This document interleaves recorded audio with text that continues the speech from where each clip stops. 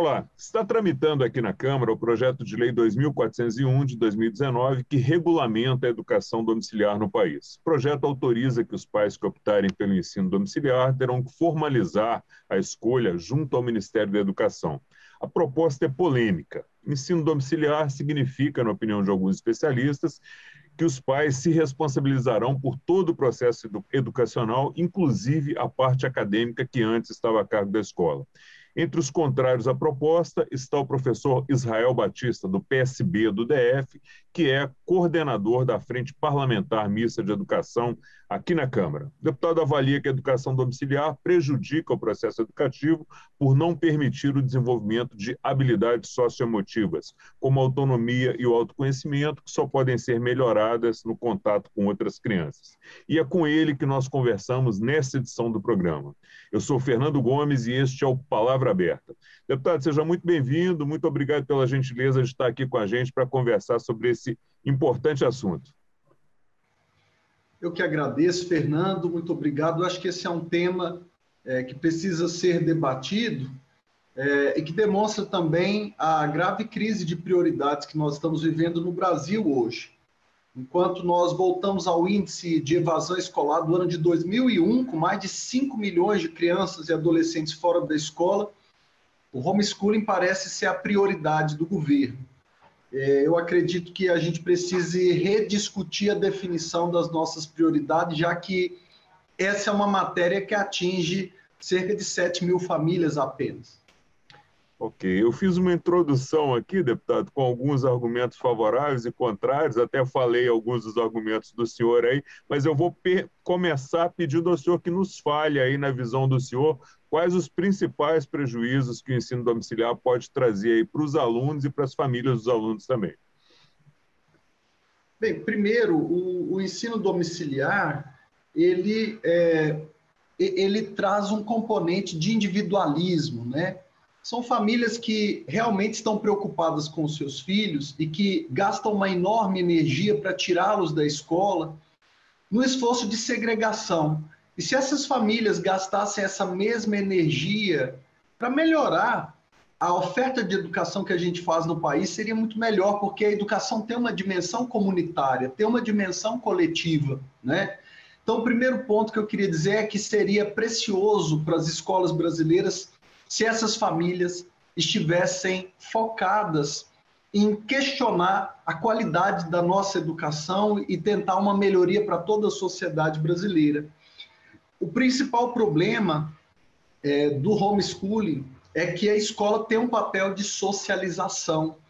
E a escola, ela permite que o aluno tenha uma vida gregária, uma vida social, permite que o aluno seja exposto à diferença, né? Então, além do fato de que a melhoria da escola deve ser uma reivindicação coletiva, nós temos também a questão do direito da criança. Há uma confusão. A escola não é uma mera opção dos pais. A escola é um direito da criança. E a criança é também sujeito de direito pela nossa Constituição e é reconhecida como sujeito de direito de maneira especial pela Carta de 1988. Então, o homeschooling evita ou retira o componente de exposição dos estudantes ao contraditório, à diferença, à pluralidade, né? E nós temos também uma preocupação muito importante com as vulnerabilidades infantis, né? Segundo dados de 2018, praticamente 70% de toda violência sexual contra crianças acontece no ambiente doméstico, né? 37% dos agressores têm vínculo familiar com a criança agredida. E o principal elemento de denúncia é a professora. É a escola que dá ocasião para o estudante tratar sobre esses assuntos. É naquela aula em que a professora explica quais são as partes do corpo que a criança se sente livre para falar de algum tipo de assédio, né? Os números que nós temos no Brasil mostram isso, mas também temos números de pesquisas feitas nos Estados Unidos, que é usado como referência quando se fala de educação domiciliar, né? Os estudos feitos pela pesquisadora Barbara Knox, né, da Universidade de Wisconsin, ela demonstrou em 2014 que 47% das vítimas de violência infantil nos Estados Unidos tinham sido retiradas da escola pública e colocada em educação domiciliar. E 29% dessas crianças nunca tinham frequentado a escola, né?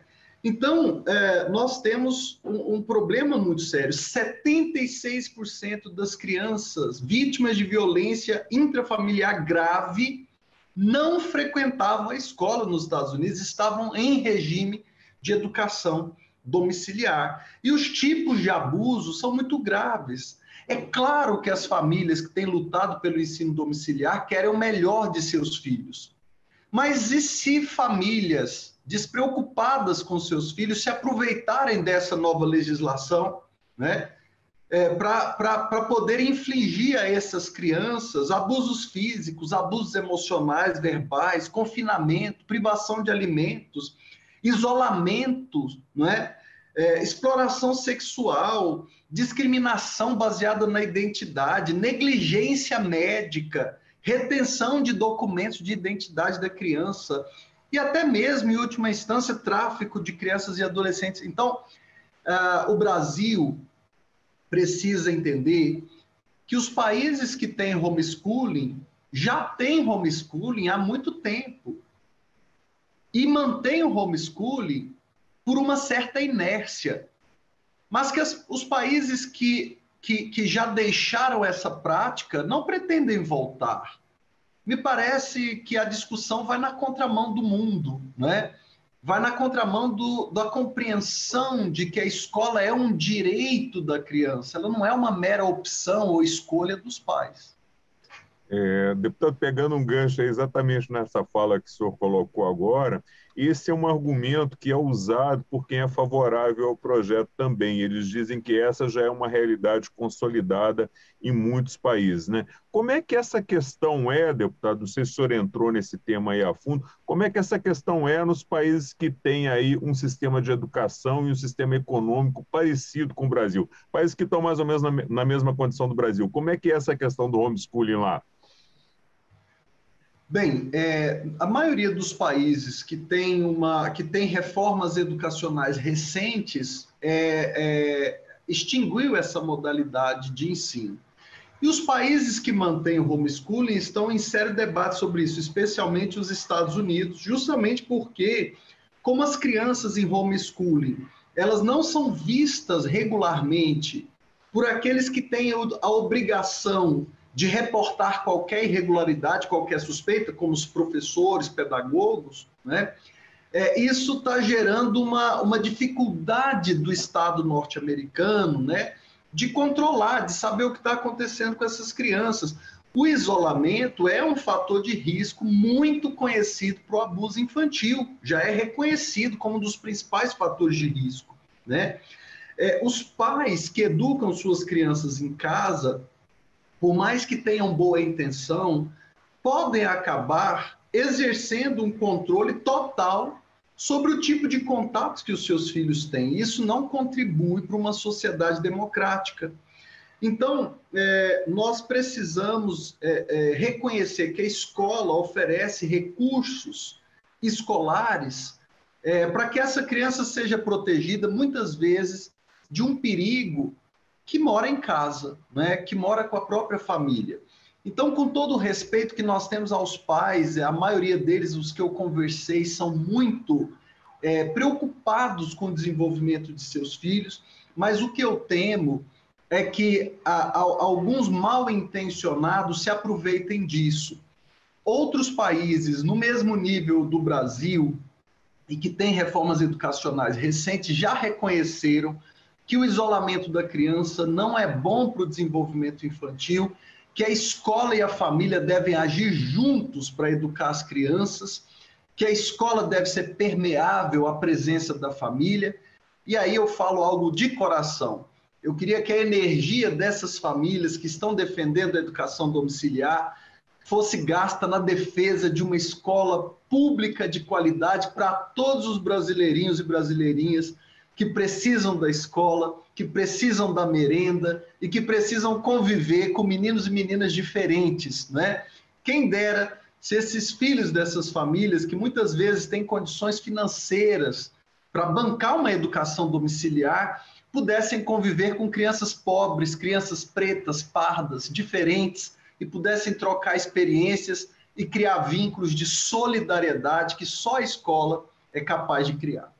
Perfeito. Esse é outro ponto interessante, né, deputado? Eu acho que a questão da escola pública, por ela ter um nível financeiro e às vezes até de educação dos pais muito acentuado em relação à privada, então os efeitos do que o senhor está colocando na escola pública, eles se acentuam muito mais, né? Exatamente, porque a gente está criando o apartheid educacional, né? Você tem os meninos de condomínio que têm uma educação completamente distante da realidade de outros meninos e meninas das favelas, por exemplo, né? E que acabam não trocando experiências, acabam tendo uma visão muito restrita de mundo, né? Acabam entendendo que o mundo é só aquela bolha na qual eles vivem. A gente precisa de uma escola mais inclusiva, mais misturada e que faça nascer em nós um senso de responsabilidade pelo nosso Brasil. Perfeito. A produção está me avisando aqui que já está terminando o tempo, deputado. A gente podia conversar, acho que mais 1 hora sobre isso, né? Mas aí eu deixaria 1 minuto aí rapidinho para o senhor fazer as considerações finais e a gente encerrar. Eu quero dizer que os pais têm todo o direito de querer educar seus filhos, mas nós vivemos numa sociedade coletiva, democrática, plural, diversa. E a escola é o local apropriado para que a criança desenvolva as habilidades sociais, as habilidades emocionais. A habilidade social e emocional só pode surgir da família e da convivência com os colegas na escola. Eu até entendo que muitos pais que têm boa educação podem ajudar na habilidade cognitiva dos filhos. Ensinar matemática, português, ciências, né? Mas é na escola que o menino aprende a falar em público, é na escola que o menino aprende a resolver suas divergências com um coleguinha, é na escola que ele encontra uma professora casca grossa que vai ensiná-lo a enfrentar os desafios e vai torná-lo um cidadão e um homem responsável. Deputado, muito obrigado pela participação no programa e seja sempre muito bem-vindo aqui ao Palavra Aberta. Obrigado, Fernando. Um grande abraço. Obrigado. Eu conversei com o deputado Israel Batista, do PSB do Distrito Federal, sobre as questões envolvendo a educação domiciliar no país. A você que nos acompanha, muito obrigado pela sua audiência, um forte abraço e até a próxima.